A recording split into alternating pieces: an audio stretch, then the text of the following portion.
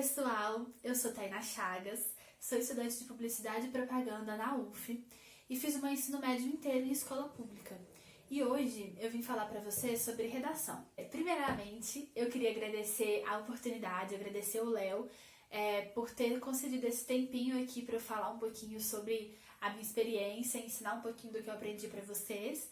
E parabenizar, claro, pelo projeto. Foi uma iniciativa muito bacana e eu espero que consiga alcançar muitos alunos e ajudar outras pessoas também.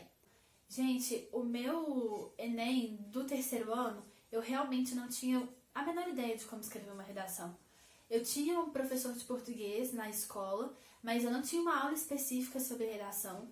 Para vocês terem uma ideia, eu formei sem saber que o Enem tinha 5 competências. Eu formei sem saber que uma redação do Enem precisava ter repertório sociocultural. Eu não sabia sobre propostas de intervenção, eu não tinha a menor noção de propostas de intervenção. E depois que eu fiz o terceiro ano, eu fiz um ano de cursinho, eu tive uma professora incrível que abriu os meus olhos para a redação e eu consegui escrever uma boa redação. Eu tirei 960 no Enem no ano que eu passei. Então, eu vim passar para vocês algumas dicas que eu aprendi ao longo do tempo, durante o ano que eu me preparei para o Enem, e que eu tenho certeza que vai ser muito útil para vocês que também estão um pouco perdidos, que estudam em escola pública e que vão ficar muito prejudicados, infelizmente, com o Enem nesse ano terrível de 2020. Eu passei o ensino médio inteiro achando que uma boa redação era desenvolvida em 3 parágrafos: introdução, desenvolvimento e conclusão. Acho que uma das melhores coisas que eu aprendi no cursinho foi que uma redação tem 4 parágrafos, gente. O primeiro parágrafo é a introdução. O segundo parágrafo você vai falar sobre o argumento 1, o terceiro parágrafo sobre o argumento 2 e o quarto parágrafo é a conclusão somada à proposta de intervenção. Isso é muito importante, anota aí. Eu sei que quando a gente pega um tema da redação, a gente assusta. Quando eu comecei a fazer redação no cursinho, eu lia os temas e passava horas e horas olhando para o tema, lendo os textos da proposta de intervenção, sem saber o que fazer. Então, uma coisa que me ajudou muito mesmo, assim, mudou as notas das minhas redações, foi quando eu comecei a tirar acima de 900 no cursinho. Primeira coisa, antes de ler texto motivador, você lê a proposta o tema da redação. Leu o tema, agora você passa para os textos motivadores. Os textos, gente, são seus parceiros. O texto é tipo o coleguinha que está do seu lado ali na hora de fazer a redação. No texto motivador, você vai encontrar argumentos, você vai encontrar ideias para repertório sociocultural.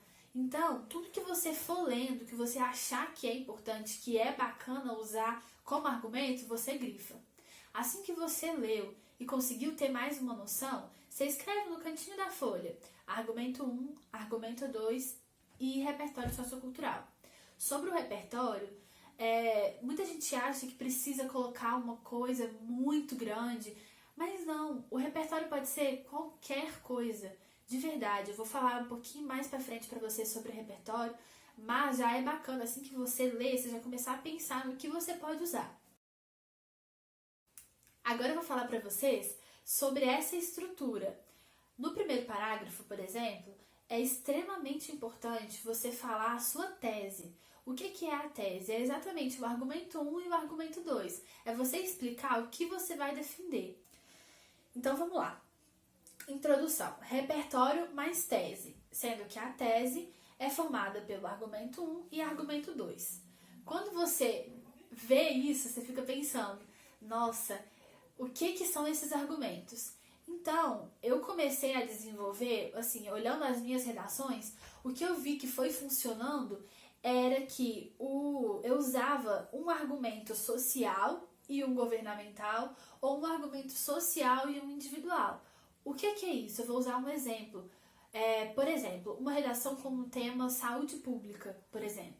Se a gente parar para pensar, a saúde pública afeta a sociedade, claro, todo tema vai afetar diretamente a sociedade, mas tem temas que agravam muito mais, por exemplo, por um descaso governamental, como mobilidade urbana, por exemplo, né, que seria tipo o transporte público, ou a saúde pública. Agora, tem temas que não é culpa do governo. Tem temas, é claro que tudo o governo pode fazer para melhorar, mas tem temas que afetam diretamente no indivíduo e afeta também um bem social. Por exemplo, obesidade infantil. É claro que o governo pode fazer muita coisa, mas vocês podem desenvolver um argumento falando do indivíduo exclusivo, daquela pessoa única ali que vai ser afetada pela obesidade infantil. Então você pode falar que as crianças podem desenvolver depressão, coisas individuais, e vocês podem falar de um social como um todo, tipo como isso vai afetar o convívio dela na sociedade. Então, não sei se deu para entender que um determinado tema ele pode ser abordado tanto num problema amplo, social, como algo que afeta um indivíduo diretamente, ou você pode falar de algo que afeta a sociedade e um problema do governo. A gente sempre tem que pensar que o argumento vai ter que ser resolvido na proposta de intervenção. Então é bacana você pensar em algo que você consiga dar uma ideia de solução. Porque uma redação, ela é completa. Então, tudo que você escreve lá em cima, você vai ter que finalizar lá embaixo. Então, como eu falei para vocês, o que eu vejo que é a maior dificuldade dos alunos, principalmente alunos que não têm uma bagagem de muitos conhecimentos históricos e sociológicos e filosóficos para desenvolver argumentos em cima disso, é pensar em um argumento que ele consiga defender ao longo de um parágrafo e que para ele seja algo inteligente. Então, eu acho que assim, quando a gente pega a redação e separa um argumento para um parágrafo, um argumento para outro parágrafo, e em cima deles a gente desenvolve, funciona muito bem e ajuda a gente a manter uma estrutura organizada e bem desenvolvida. Eu vou usar agora para vocês um exemplo de uma redação e mostrar esse esqueminha que eu falei de argumento 1 e argumento 2. Eu estou aqui com uma redação do tema A Persistência da Violência Urbana no Brasil e os Caminhos para Encontrar Soluções.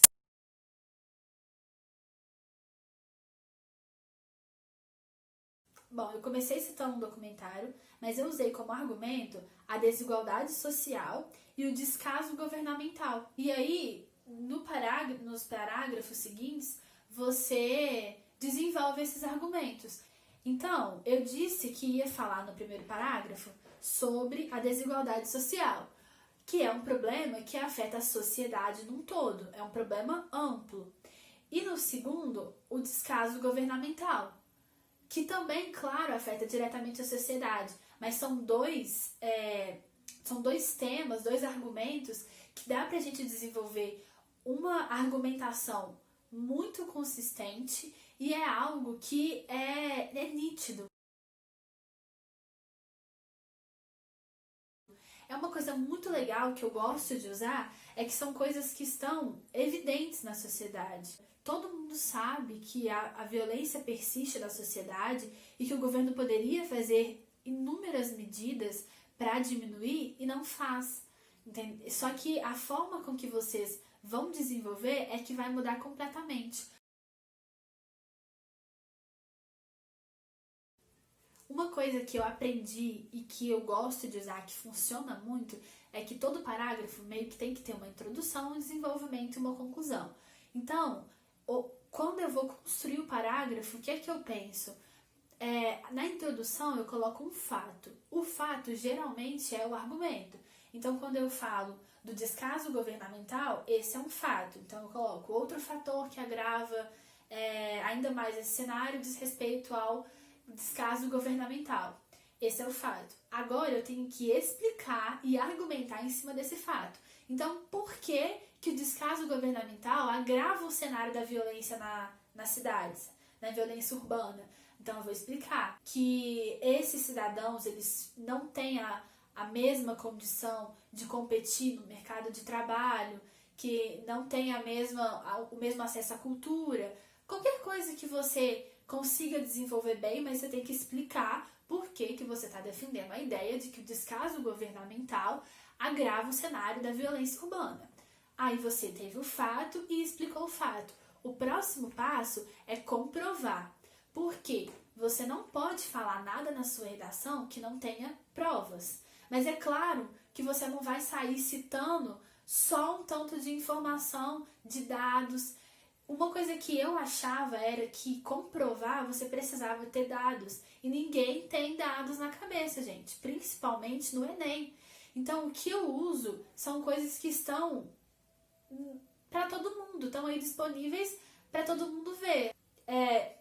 Quando você chega para qualquer pessoa e fala que a violência na sociedade é agravada por um desleixo governamental, só quem é louco que vai questionar, né? Só um alienado questiona essa ideia. Então, você pode falar que isso fica evidente ao analisar o cenário da sociedade atual, que isso fica evidente ao analisar o cenário das favelas, o cenário dos bairros de comunidade em que a violência é exacerbada e o governo não toma nenhuma providência. Então, vamos recapitular aqui.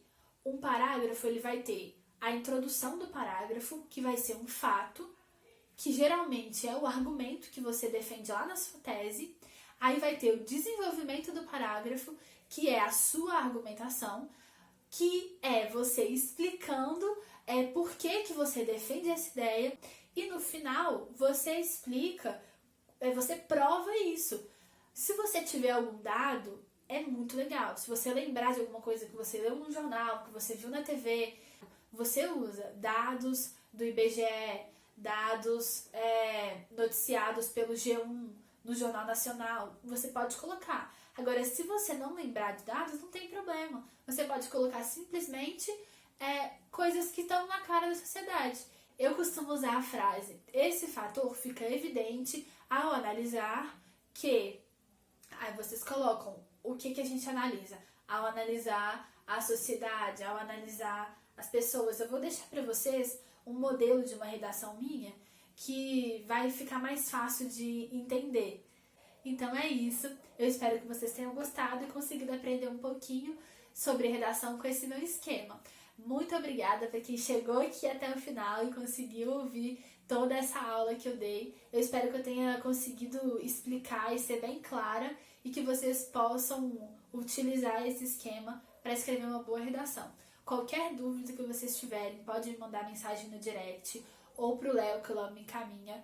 Se vocês quiserem temas de redação, se vocês quiserem que eu envie algumas redações minhas, porque ajuda muito ler redações de outras pessoas, vocês podem me pedir. Se precisarem de alguém para corrigir redação, apesar de eu não ser professora, eu posso dar uma olhada para vocês e ajudar, dar algumas dicas. Qualquer coisa que precisar, eu estou à disposição, tá bom?